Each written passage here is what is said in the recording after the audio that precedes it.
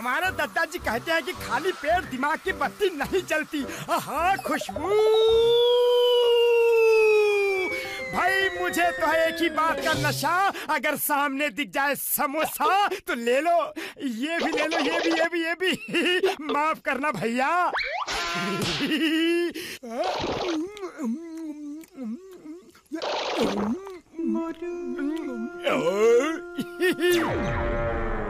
फुरफुरी नगरिया में रात भर बिजली गुल रही, पता नहीं क्या होगा इस देश का। बच गया। जाओ जिम करो, अपने आप को हल्का, बहुत बढ़िया बात है। अरे अरे अरे अरे अरे, किसने फेंका केले का छिलका? किसी ने देखा तो नहीं? अभी अभी समाचार मिला है कि जॉन जेल से भाग गया है और फुरफुरी नगरिया में छुपा है। अरे मोटू,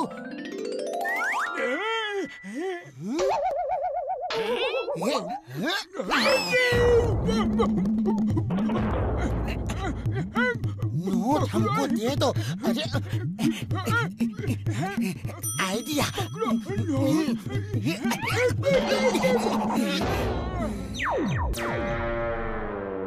अरे ये नोट मुझसे बच के कहाँ जा सकता है? ये पकड़ लिया, नहीं छोड़ूंगा नोट तुझे। बड़े भैया मैं भी पीछे नहीं हटूंगा।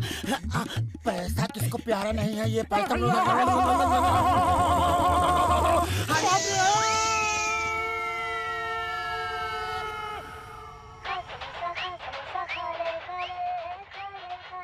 बड़े भैया प्रणाम। हाँ मैं ठीक हूँ। नीचे भैया।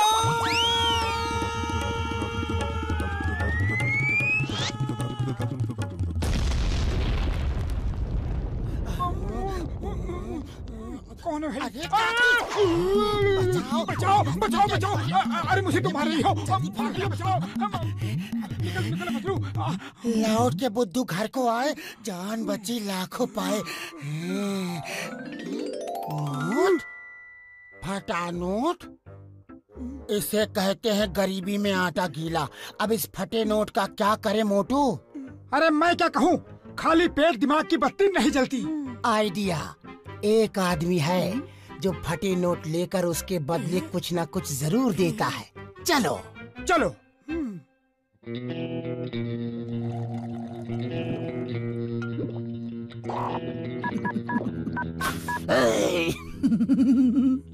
अरे दीवानो, मुझे पहचानो। मैं हूँ कौन? मैं हूँ कौन? हाँ कौन? कौन? अब आप ही बता दो ना कौन? अरे बेवकूफो, मैं हूँ जॉन, मैं हूँ जॉन, और जॉन बनेगा डॉन। Don don don. अकल के अंधो, उन्होंने डायमंड्स कल ही भेज दिए थे और तुमने पेमेंट अभी तक नहीं की। बस हमारी गाड़ी पंक्चर हो गई थी। 10 मिनट में ये बैग देकर आओ और उनके पास से मेरा वो फटा 500 का नोट लेकर आओ, वरना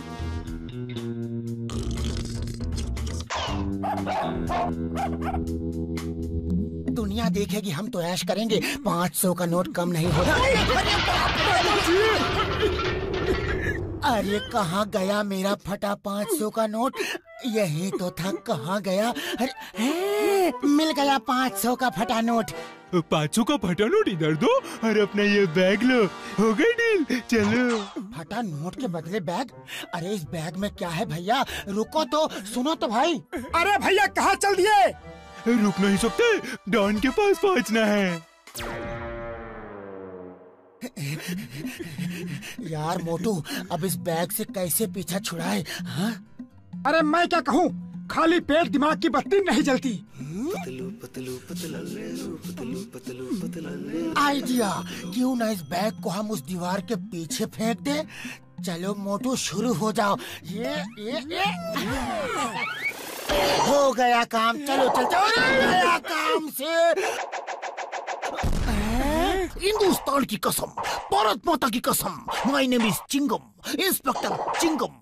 चिंगम के चंगुल से बचना बोले तो इम्पॉसिबल, इम्पॉसिबल। लेकिन पहले मेरे को ये बोलो, मेरे सर पे बैग कौन पे करे? कौन फेंका? मैंने नहीं किया। नहीं, बिल्कुल इसने फेंका। ये झूठ बोल रहा है। नहीं, बिल्कुल मेरा झूठ नहीं, इसने किया है। इसका मैंने आइडिया था। बिल्कुल नहीं किया। बिल्कुल मैंने नहीं। बिल्कुल झूठ है, इसने किया है। नहीं नहीं इसने इसने इसने नहीं इसने इसने नहीं इसने। Shut up! मैं तुम दोनों को नहीं छोड़ेगा। जी अच्छा। भैया भाग लो।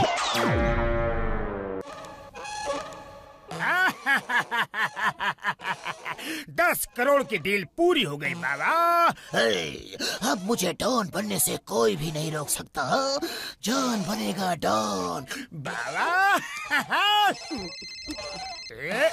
रुक जा। हेलो, मैंने तो दिया यार। नहीं यार, ओहो, ऐसे कैसे?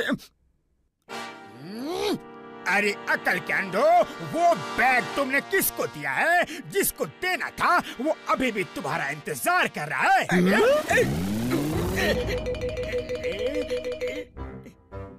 एक आइडिया मेरे दिमाग में भी आया है। क्यों ना इस बैग को जंगल में फेंक के भाग जाएं? ये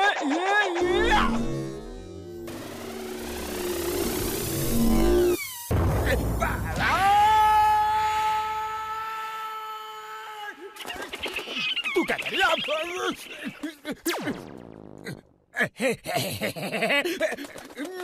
संभाल, थोड़ा इधर भाग, थोड़ा काफी ऊंचाई है। लेफ्ट नहीं राइट। छोड़ो इसे। किसका फोन आ गया? ऐसे करोगे तो जॉन कैसे बनेगा डॉन डॉन डॉन। है? अरे आवाज तो वहाँ से आ रही है। चलो चल के चल देखते हैं। अरे भैया, ये लोग तो डॉन के आदमी हैं। वो बैग तो इन्होंने ही दिया था। वो रहा बैग।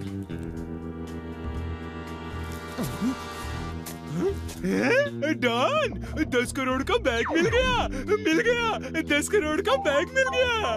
क्या 10 करोड़ का बैग? जय ऊपर वाले। पैसा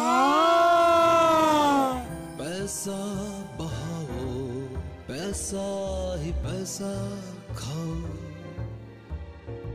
उड़ो, पैसा उड़ाओ, पैसे में घूमो घुमाओ।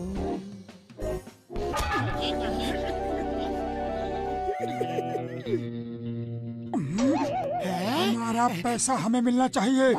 मिलना चाहिए। नहीं छोड़ेंगे।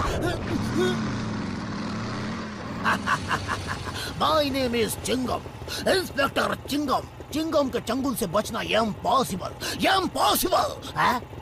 जल्दी बोलो, इस बैग के अंदर क्या है? 10 करोड़। 10 करोड़? अयो अयो।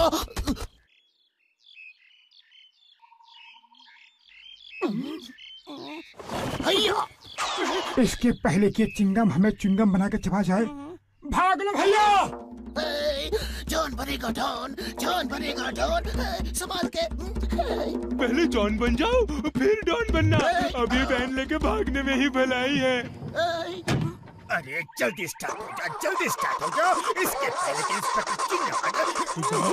वो दोनों मोटू पतलू अभी तक हमारा पीछा कर रहे हैं। गड़बड़ हो गया। स्टार्ट हो जा।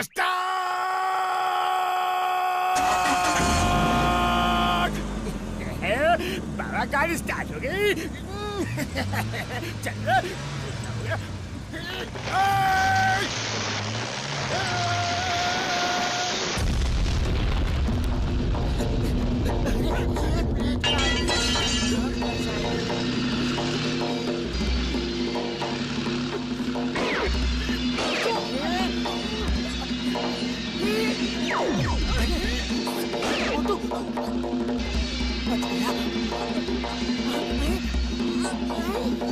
डॉन अभी भी हमारे पीछे है।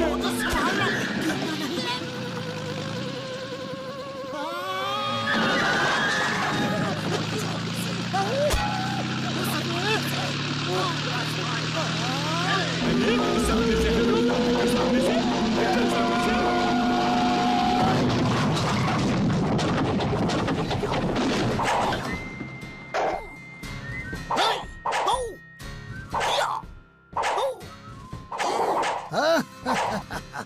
चिंगम के चंगुल से बचना इम्पॉसिबल। बोलो तो इम्पॉसिबल रे। ये तो अपना जॉन रे। जिसे डॉन बनने का बड़ा शौक है? हमने इसे बहुत मुश्किल से पकड़ा है इंस्पेक्टर साहब। ले जाइए इसे और इसका ये बैग भी। मोटू पतलू, तुमने आज बहुत बड़ा काम किया है, तुम्हें बहुत बड़ा इनाम मिलेगा। बड़ा इनाम? अब मैं मोटू और पतलू को स्टेज पे बुलाना चाहता हूँ उन्हें इनाम देने के लिए। 10 करोड़ का 10%, 1 करोड़ का चेक, ये लो। Thank you. मैंने कहा मेरा है। मेरा है। मेरा मेरा नहीं, मेरा है। मेरा है। मेरा है। चल, मैंने कहा मेरा है। मेरा है। मेरा है। मुझे दे। मेरा है। ओ, इसे कहते हैं इनाम को आधा आधा बांटना।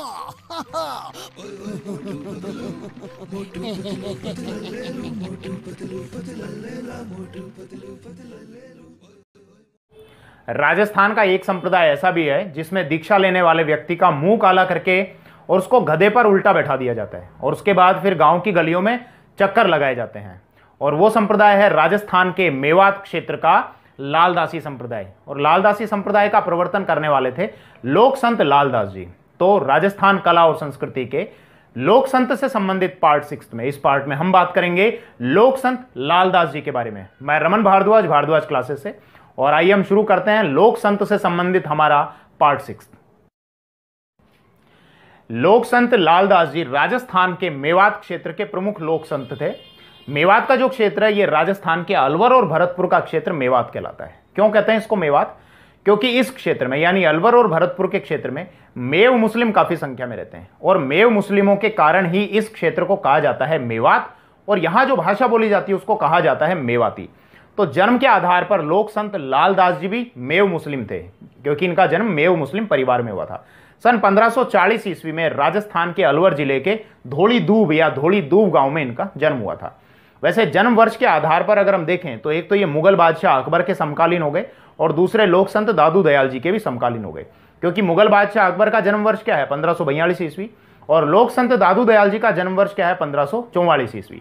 वैसे लोक संत दादू दयाल जी के संबंध में मैं पहले ही वीडियो, लोक संत का जो वीडियो है वो पहले ही अपलोड कर चुका हूं, अगर आपने नहीं देखा है तो वो आप देख सकते हैं। वापस लालदास जी पर आ जाता हूं। तो अभी हमने क्या देखा कि लालदास जी जो है वो मुगल बादशाह अकबर और लोक संत दादू दयाल जी के समकालीन है। काफी इंपॉर्टेंट बात है और यहां से क्वेश्चन भी निकल सकता है। अब एक बार लालदास जी के पिता और माता और इनकी पत्नी की भी बात कर लेते हैं। तो लालदास जी के जो पिता थे उनका नाम था चांदमल जी और इनकी माता का नाम था समदा, या कुछ जगह हमको सामदा भी देखने को मिलता है। और इनकी पत्नी का नाम था मोगरी, और मोगरी से इनको 2 पुत्र और 1 पुत्री प्राप्त हुई थी। अब एक बात पर आप ध्यान देना कि लालदास जी ने लालदासी संप्रदाय का प्रवर्तन किया, यानी इन्होंने ईश्वर को लेकर अपने विचार भी रखे, ईश्वर की भक्ति भी की और साथ के साथ इन्होंने गृहस्थ या पारिवारिक जीवन भी जिया। तो इनको हम गृहस्थ संत बोल सकते हैं क्योंकि ये ईश्वर की भक्ति भी कर रहे हैं और अपना गृहस्थ या पारिवारिक जीवन भी जी रहे हैं। तो इसका अर्थ ये हुआ कि लालदास जी के अनुसार कभी भी पारिवारिक या गृहस्थ जीवन ईश्वर की प्राप्ति में या मोक्ष की प्राप्ति में बाधा उत्पन्न नहीं करता। अब लालदास जी ने जो लालदासी संप्रदाय का प्रवर्तन किया था, तो देखिए इस लालदासी संप्रदाय में क्या होता है कि दीक्षा लेने वाला जो व्यक्ति है, यानी जो दीक्षा प्राप्त करने वाला व्यक्ति है, उसका मुंह काला करके और उसको गधे पर उल्टा बैठा दिया जाता है और उसकी पीठ पर तुम्बी बांध दी जाती है ताकि वो व्यक्ति ज्यादा हिलडुल नहीं सके, और उसके बाद उस व्यक्ति को गांव की गलियों में चक्कर कटाए जाते हैं। ऐसा क्यों किया जाता है? ऐसा इसलिए किया जाता है ताकि उस व्यक्ति के अंदर अगर कोई नाम मात्र का या लेश मात्र का थोड़ा बहुत भी अगर अभिमान है तो वो अभिमान समाप्त हो जाए, यानी उस व्यक्ति के अंदर के अभिमान को समाप्त करने के लिए ऐसा किया जाता है। और बाद में फिर उस व्यक्ति को मीठा शरबत भी पिलाया जाता है ताकि उस व्यक्ति के मुंह से केवल मीठी वाणी ही निकले। मीठी वाणी का मतलब यह है केवल लोक हित की ही वो बात करे। अब एक बार देख लेते हैं कि लालदास जी के ईश्वर को लेकर या भगवान को लेकर इनके क्या विचार थे। तो देखिए लालदास जी ने कहा कि ईश्वर जो है वो निर्गुण है, निराकार है, सर्वव्यापी है, यानी कि ईश्वर का ना कोई रंग है, ना कोई आकार और स्वरूप है, और सर्वव्यापी यानी ईश्वर जो है वो हर जगह व्याप्त है, कण कण में स्थित है। और लालदास जी ने अपने ईश्वर को जो नाम दिया वो नाम दिया राम का। अब यहां थोड़ा सा हम कंफ्यूज हो जाते हैं कि एक तरफ तो हमको ये जानकारी मिल रही है कि लालदास जी जो है ये निर्गुण भक्ति धारा के संत है, यानी इनके अनुसार ईश्वर का कोई रंग या रूप नहीं है, जबकि ये ईश्वर को, राम को जो है ये ईश्वर मान रहे हैं। और ये भी हम जानते हैं कि राम की मूर्ति पूजा होती है और जहां मूर्ति पूजा होती है उसको हम कहते हैं सगुण भक्ति धारा। तो देखो ध्यान देना, लाल दास जी ने यह कहा कि ईश्वर जो है वो निर्गुण और निराकार है, और इन्होंने अपने ईश्वर को राम का नाम दिया। इसका अर्थ यह हुआ कि लाल दास जी के अनुसार राम जो है वो निर्गुण और निराकार है, यानी कि राम का न तो कोई रूप है और न ही कोई रंग है। इनके अनुसार, लाल दास जी के अनुसार इनका ऐसा कहना था। अब इसके अलावा देखिए कि ये तो हमको पता है कि लाल दास जी का जन्म सन 1540 ईस्वी में मेव मुस्लिम परिवार में हुआ था, लेकिन इन्होंने कभी भी मुस्लिम धर्म पद्धतियों का पालन नहीं किया था। उसी के कारण इनको प्रताड़ित भी किया गया और इनको कहा गया काफिर। जब इनको प्रताड़ित किया गया तो उसके कारण इनको जगह जगह भटकना पड़ा। बाद में जब इनके द्वारा लालदासी संप्रदाय चलाया गया तो उस लालदासी संप्रदाय में लालदास जी ने हिंदू धर्म और मुस्लिम धर्म दोनों ही धर्मों की जो अच्छी बातें थी उन अच्छी बातों का समावेश किया और हिंदू और मुस्लिम एकता की भी इन्होंने बात कही। अब देखिए ये जो संप्रदाय है ना, लालदासी संप्रदाय, तो ये रीति रिवाज, रहन सहन और क्रियाकलापों के आधार पर हिंदू धर्म से अधिक समानता रखता है। यानी कि इसकी नजदीकियां अगर हम देखें इसके रीति रिवाज या क्रियाकलापों के आधार पर, तो हिंदू धर्म में ज्यादा समानता दिखती है, हिंदू धर्म के ज्यादा समान दिखता है। लेकिन जो लालदासी संप्रदाय के जो अनुयायी हैं या जो इसके व्यक्ति हैं, वो अपना विवाह केवल मेव मुस्लिम कन्या के साथ ही करते हैं। यानी मेव मुस्लिम की अगर परिवार की लड़की है तो उसी के साथ ही ये विवाह करते हैं। अब एक बार हम बात कर लेते हैं कि लालदास जी के जो प्रमुख स्थल हैं वो कौन कौन से हैं। तो केवल आपको 3 स्थान याद रखने हैं। एक तो इनका जन्म स्थान धौली दूब या धौली दूब, जो कि कहां पर आता है, राजस्थान के अलवर जिले में आता है।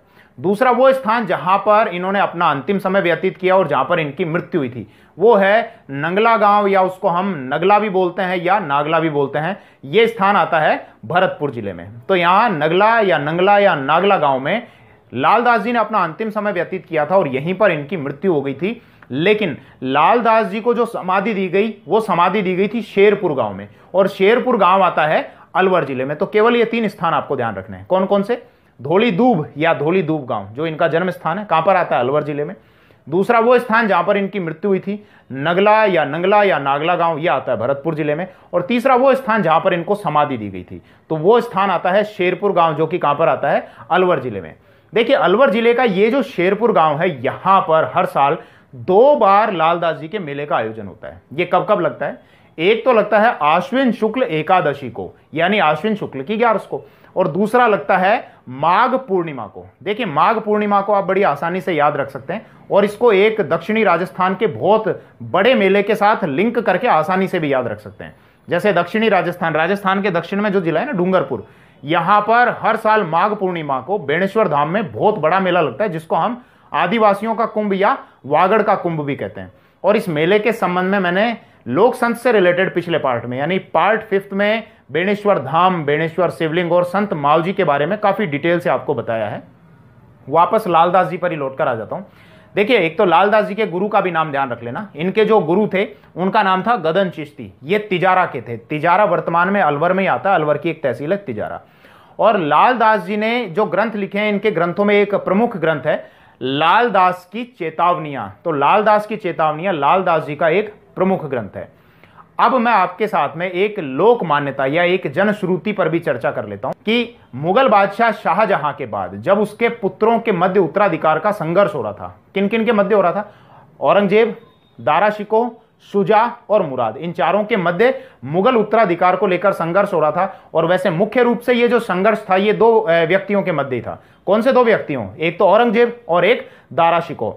तो दारा शिकोह जो ऐसा बताया जाता है कि दारा शिकोह लालदास जी के पास में आए थे और उन्होंने पूछा था कि अगला मुगल शासक या मुगल बादशाह कौन होगा। तो लालदास जी ने यह कहा कि जो भी अपने भाइयों की हत्या करेगा वही अगला मुगल बादशाह बनेगा। तो यह भविष्यवाणी उनकी सही भी हुई थी, क्योंकि औरंगजेब ने अपने भाइयों की हत्या की थी और अपने भाइयों की हत्या करने के बाद ही वो मुगल शासक बन सका था। तो इस वीडियो में हमने लोक संत लालदास जी के बारे में चर्चा की और काफी पॉइंट्स मैंने ले लिए। फिर भी अगर कोई एक आध पॉइंट छूट गया होगा तो आप कमेंट बॉक्स में कमेंट कर लिया करें, ताकि पढ़ने वाले सभी स्टूडेंट्स का और मेरा भी ज्ञान बढ़ सके। थैंक यू, धन्यवाद। पिछले दिनों हरियाणवी संस्कृति को लेकर बहुत से प्रयोग हुए हैं। उसी दिशा में एमडीयू के रिसर्च स्कॉलर सोमेश जांगड़ा, जो म्यूजिक के विषय पर रिसर्च कर रहे हैं, उन्होंने government senior secondary school Sanghi की छात्राओं की प्रतिभा को तराश कर आज के इस उत्सव में अपनी प्रस्तुति देने के लिए तैयार किया है। और इस गीत का संगीत भी सोमेश जांगड़ा, जो कि रिसर्च स्कॉलर हैं एमडी यूनिवर्सिटी रोहतक के, उन्होंने ही दिया है। जोरदार तालियों से स्वागत कीजिए इन नन्ही बच्चियों का भावी भारत की निर्माता गवर्नमेंट सीनियर सेकेंडरी स्कूल सांगी से। और मैं एक बार मंच पर आमंत्रित करती हूं सोमेश जांगड़ा जो कि इस टीम के प्रशिक्षक हैं। ये हमारे उभरते कलाकार हैं। स्वागत कीजिए इस टीम का गवर्नमेंट सीनियर सेकेंडरी स्कूल सांगी से।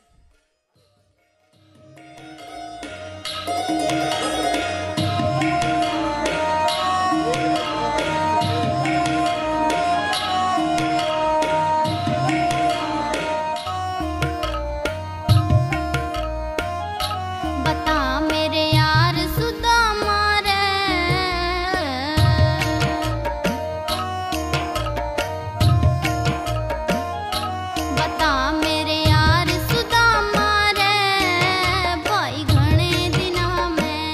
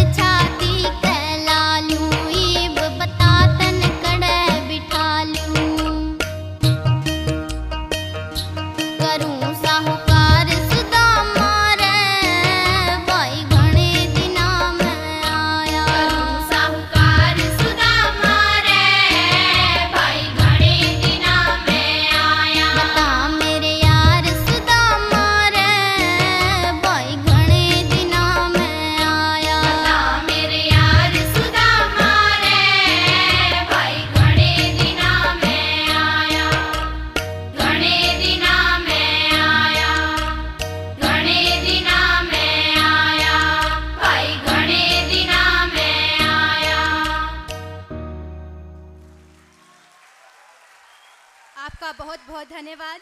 हम सलाम करते हैं सोमेश जांगड़ा के प्रयास को।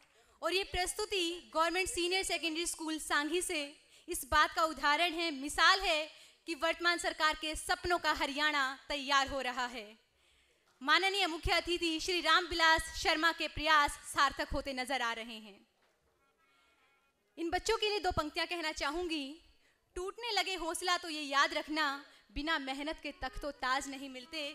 ढूंढ लेते हैं अंधेरों में मंजिल अपनी, जुगनू कभी रोशनी के मोहताज नहीं होते। एक बार फिर से इन बच्चों का आभार व्यक्त कीजिए, इन बच्चों को का उत्साहवर्धन कीजिए।